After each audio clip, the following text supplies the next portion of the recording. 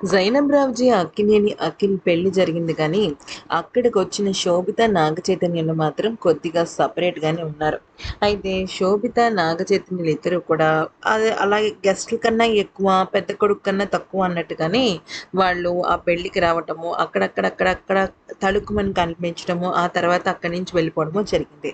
అయితే ఇద్దరు కూడా కరెక్ట్‌గా పెళ్లి టైంకే రావడంతో అందరూ కూడా ఏంటిది పెద్ద కోడలు, పెద్ద కొడుకై ఉండి బాధ్యత తీసుకోరా అంటూ చాలామంది అడగడం మొదలుపెట్టారు.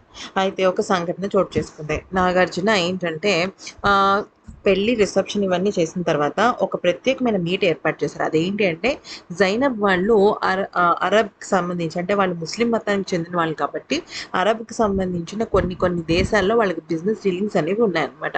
అయితే వాళ్ళకి సంబంధించి ఒక పెద్ద ఈవెంట్ పెట్టడం జరిగింది. నూతన వధూవరులకు సంబంధించి. అయితే ఆ సమయంలో నాగార్జున పక్కనే ఉన్న శోభితని పెద్దగా పట్టించుకోకుండా ఇక జైనబ్‌నే తీసుకువెళ్ళి వాళ్ళతో పరిచయం చేయించడం జరిగింది.